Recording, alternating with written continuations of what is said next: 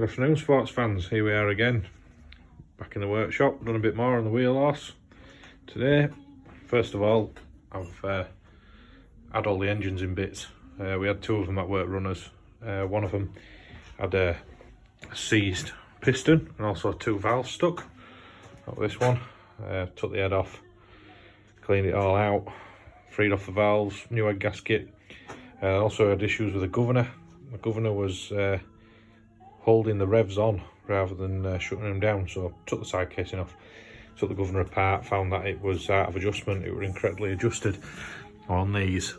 I don't know if you can see, but under there somewhere where the governor actually comes out of the crankcase, it has a pinch bolt on the shaft, and you should adjust these so when they're on tick over, the governor is fully shut. Anyway, this one were about halfway, so I've reset that and that's all right now. So we've got another two, they're runners. That one there is a bit battered, wants a new tank on it, but it's a good runner.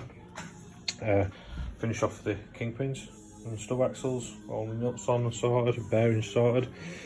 So today I basically made this extra bit of framework that's totally encasing the gearbox. So basically when it's pulling, so I've made the drawbar as well today.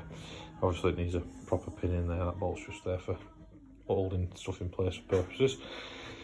Basically I wanted to take the strain off the actual gearbox housing itself when we're actually pulling, and also if it does rear up, it'll take some of the weight off the front end, because like I say, this front end here is only fastened onto the gearbox with 4 bolts on the inside there. So doing this bit of bracing that goes over the top, it's fastened in on top of gearbox here as well. Then we've got the drop plates, and they're welded into the original drawbar in the middle there, so that'll just take some of the load off the actual gearbox casings in theory, and some of the load off the normal drawbar mounting, which there's only one drawbar fixing on these, which is just a cast lump there with a pin through. So hopefully having this on there, when there's a bit of downward force on there, it'll pull on these top rails more than actually pulling on the bottom cast.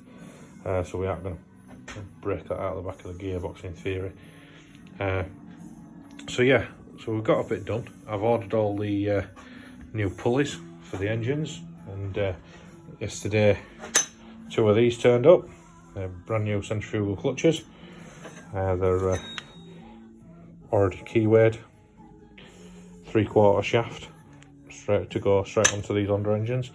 That one's rated to start biting at 1500 revs, and it's supposedly fully locked at 1850. So it should be about right really. Pulleys are 90mm OD on these ones, A section again. So I've ordered 90mm A section double pulleys for the second bank of engines, and then 90mm for on the lay shaft there as well, so it's all running at the same speed. Now what I didn't mention in the previous video was I was on about how we're going to conquer the issue with 2 banks of engines and they're going to be running in different directions.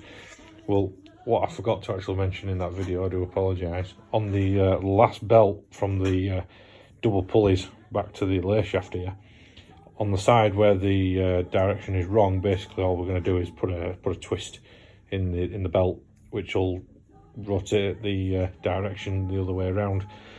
So it's quite simple really. There's nothing technical, no fancy gearboxes or anything like that. We're keeping it nice and simple. Simple is the way forward. I've always found in previous history with stuff like this, if you make it simple, no can go wrong, and if it does go wrong, you can fix it quite easily. So that's what we're going to do. So like I say, keep watching, keep subscribed. If you haven't shared it about, share it about. I'm sure there's some people out there that are interested in stuff like this. So if you have a look at my other videos as well, that's online. There's some different projects on different stuff, from tractor pullers to vintage tractor restoration and all sorts of different things. So cheers guys, keep it up, catch you all later.